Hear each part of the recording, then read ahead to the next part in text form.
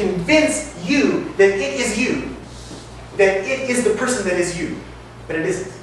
Your ego is an energetic program. It is an overlay on your consciousness trying to convince you of certain things, and it does a very good job. It's simply fulfilling its function. It is fulfilling its own self-nature. That's what the ego is doing. So we're always having to struggle against it. Wait here just for 1 quick second. Your personality is different. Just like all animals have their own personalities or whatever. Your personality comes from your genes, your genetics, your inheritance, whatever it is that, makes you you. I mean, you see it in little kids. Little kids, they start behaving according to their personalities very, very early. But then we come in and we give them all kinds of ego ideas, and we say, oh, well, this is good and this is bad, and you should like this and not like this, and you should be like this and not be like this. And then you should come and you should believe this religion and don't believe that one, and listen to these people and don't listen to this, and blah, blah, blah, blah, blah. And then we just warp them. We absolutely, fundamentally warp children according to our own ego fantasies. We take these beautiful little expressions of God and we just twist them. And, the results of society that we have today, that's what it does. That's why this sucks. Because we've got a bunch of confused people running around, confusing themselves, confusing others, confusing their children, and it just gets worse, worse, worse, worse, worse. So it's definitely a problem. So your ego is not your personality. Your personality is, your vehicle comes with certain ways it wants to express itself. You are a vehicle for God. You are nothing more, you're nothing less. You are a vehicle for the divine. And in this body, God wants to come out as whatever personality that we call this person Martin has, which is not my ego. And in each and every one of you, you have your own personality. That there is energy moving through you that wants to express itself in a way that is most suited to your nature of who you are as a unique expression of God. So, in terms of what is the point of all this, it's really simple. Be yourself. Be yourself. And if you look at every religion that has ever existed on this planet, it will take whatever you are and it'll tell you, that's not good enough.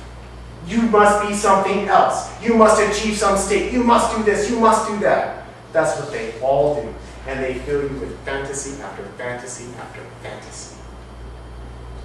And it's not real. You don't need to be saved. You don't need to be enlightened.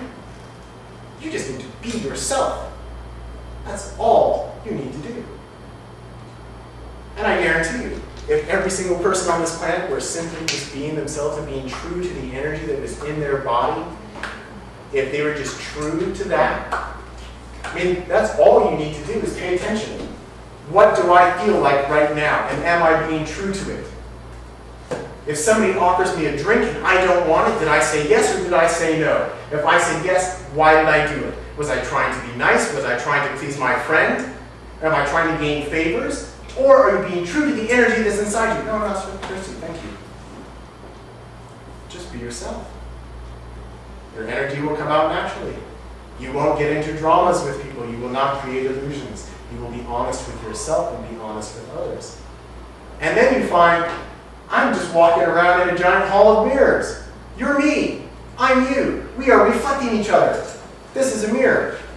Now, if you want to get really clear on this, because see, it's a little confusing out here in what I like to call reality. What is actually happening right now, in this moment, what is happening, this is it. We call that reality. It's the moment of now. Now, as an expression of the divine, we have an infinite imagination. If you want to access that imagination and figure out, well, how the hell does this imagination work, you can enter into the divine imagination by using entheogens, by taking these small crystals that you take out of plants and you ingest them, and they attach themselves to the receptors and the neurons on your head, and because those little crystals are there, you are now able to perceive energy at a different level that you were not able to perceive before. Now within that, especially when you close your eyes, you are now in the divine imagination.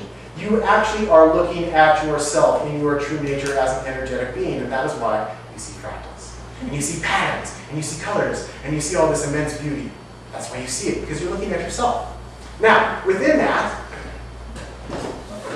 you're God. But most of the time you're thinking, oh, I'm just a person, I'm experiencing this. And so, what will God do?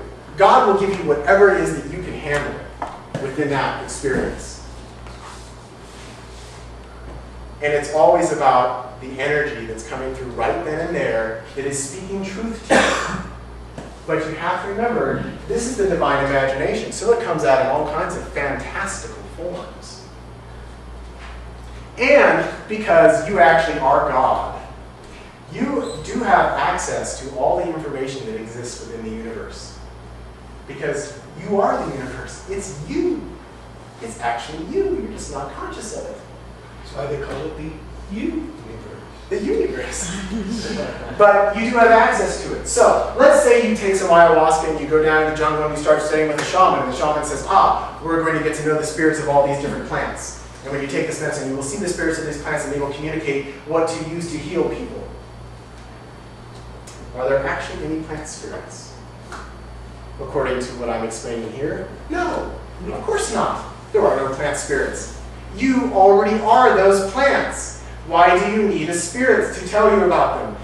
Within the divine imagination, you might present that information to yourself in the form of a spirit that you can then see, which usually has very sophisticated bilateral symmetry and tends to be of a fractal nature, which you can very obviously see if you pay attention.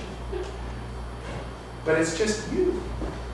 You are interacting with yourself within the divine imagination. But do not be confused about what happens in the divine imagination versus what happens in reality. Because if you do, you will get very, very confused. And you might go around saying all kinds of crazy things and creating religions and trying to convince people that your personal interface with the divine is actual reality, when in fact, it's your personal interface. That's your personal perspective. Your personal perspective.